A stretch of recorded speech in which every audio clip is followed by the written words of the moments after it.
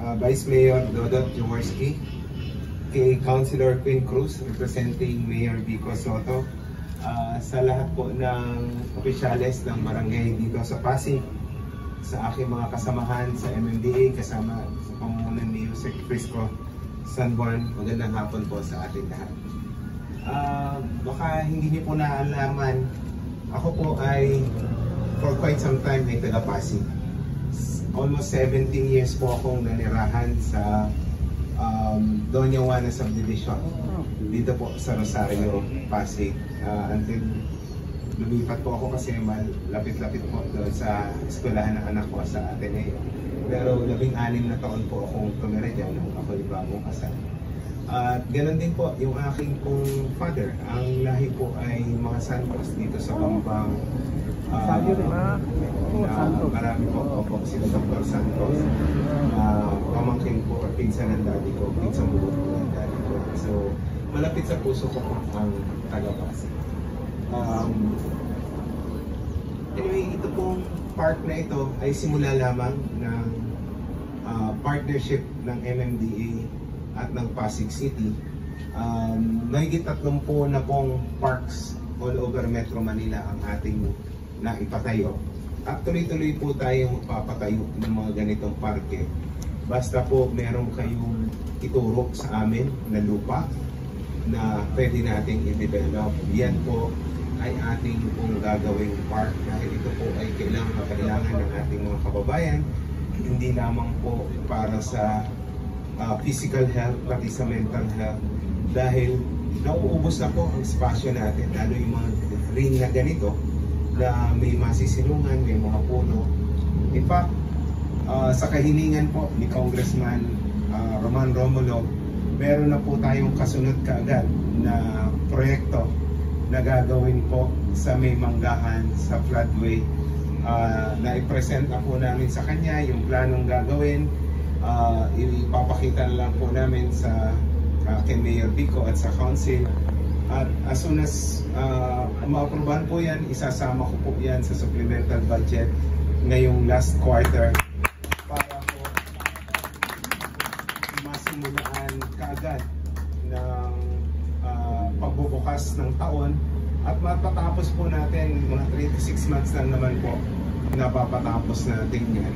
So para second quarter po ng next year may i-inaugurate po tayo na park. At kami po bukod po dyan sa iso-supplemental budget natin, kung meron pa po kayong ibang maiibigay sa amin na open space na pwede namin i-develop, ipagpaalam niyo lang po kay Yusek Frisco. Gagawan po natin yan ang plano, pupunduhan natin at ipagagawa po natin. So maraming salamat po at looking forward to more projects with the City of Pasig.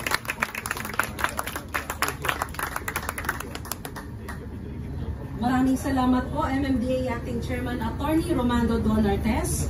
Pakinggan naman po natin ang message of support mula kay Pasig City Vice Mayor Honorable Robert Dodot Jaworski Jr.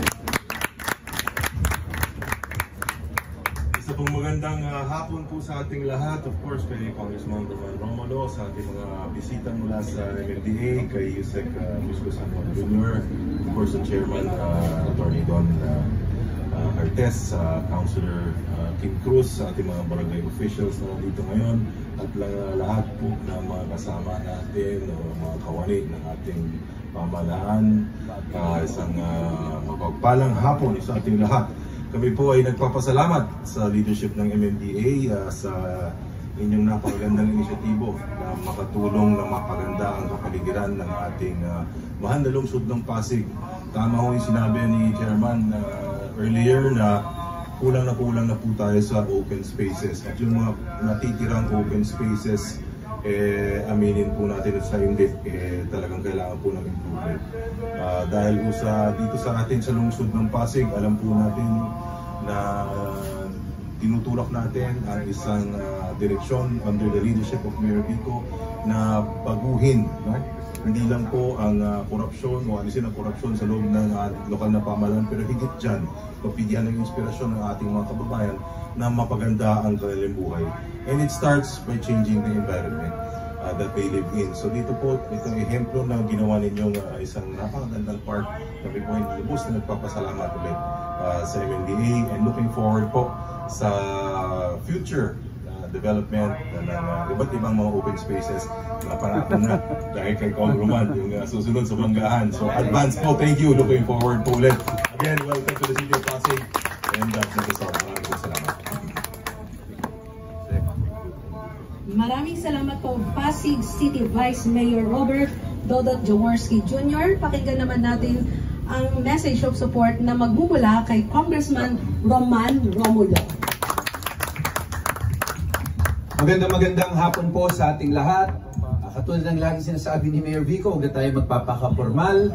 Chairman Don, again maraming salamat sa kapwa nating Pasigueño. Siyempre po, huwag nating kalimutan, si Yusek Frisco actually ay talagang kapwa taga Rizal pero kapwa Pasigueño rin po natin. Kaya talagang sa MMDA mukhang talagang hindi mahuhuli ang lungsod ng Pasig.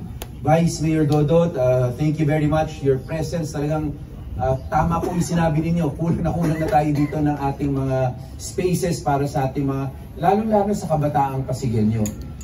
Si Chair, si Consel Kin, talagang ito yung isa pang talagang lumalaban para sa more spaces na magamit para for mental, wellness, health rin po natin, masigurado lang natin na maayos lahat.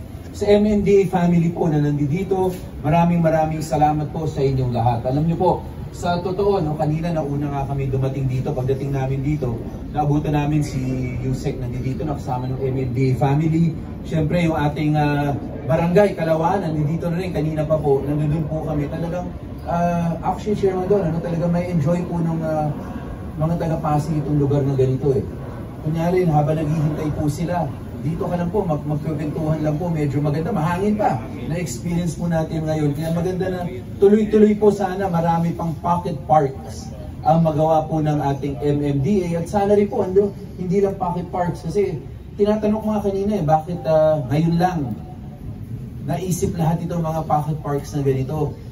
Maganda na Chairman doon, siguro, dahil nasimulan nyo na po ito, I'm sure panimula pa lang ito.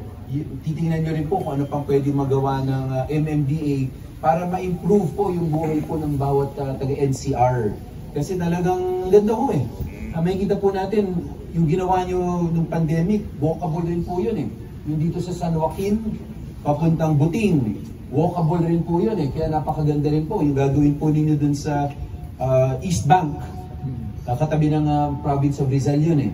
So siguro marami pang ibang lugar dito na maumpisahan po ninyo para talaga mapaganda po natin yung ating lungsod. Hindi po para maging maganda lang pero talagang sa totoo lang para makatulong talaga sa physical and mental wellness ng mga taga-Pasig. Lalo-lalo po dito sa totoo lang, mahilig ang mga Pilipino ngayon sa Instagrammable places. Ito, Instagrammable pag nandoon ka, pwede ka talaga magpa-picture doon at yun na yung ipopost mo sa Facebook or kung ano man social media na uso ngayon. I-request mo na kay, napon ako, walang solar street light to palagyan na rin natin para sa gabi. Chairman Don, dahil sinuggest mo na po yan. Ngayon pa lang, tinatanong na po natin kay Yusek. Approve. Ikaw na-approve na, Chairman. Alright. Total, magpapalagay kami ng mga wifi sa aming mga stations. Baka pwedeng i-extend na rin yung Yusek Frisco hanggang dito sa park. May free wifi. Yusek Frisco, pwede po kayo? Opo, paglalo na, pag binat ni Vice. Vice Dodo, kailangan raw na approval mo. With the salute. Okay, so with the salute. So siguro okay na po yan. Pero Chairman Don, seriously, talagang napakaganda rin po talaga ng ginagawa po ninyo. Hopefully po ay hindi tayo masyadong maging rigid.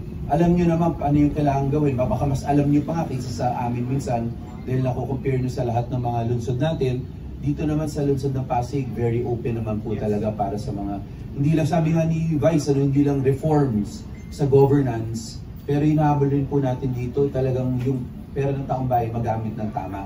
At ito, panimula po ito, yung promotion din po ng paggamit ng ferry, napaka-importante po. Ang ganda po talaga pag gumamit kayo ng ferry, walang traffic, yung view po ninyo iba Pagdating po ninyo hanggang sa Maynila, ang ganda, pabalik po dito, ang ganda rin. Kaya Sana ma-promote rin ng MMDA pa yun din, napakaganda. Pero muli po, mabuhay po ang MMDA at mabuhay po ang Lungsod ng Pasig.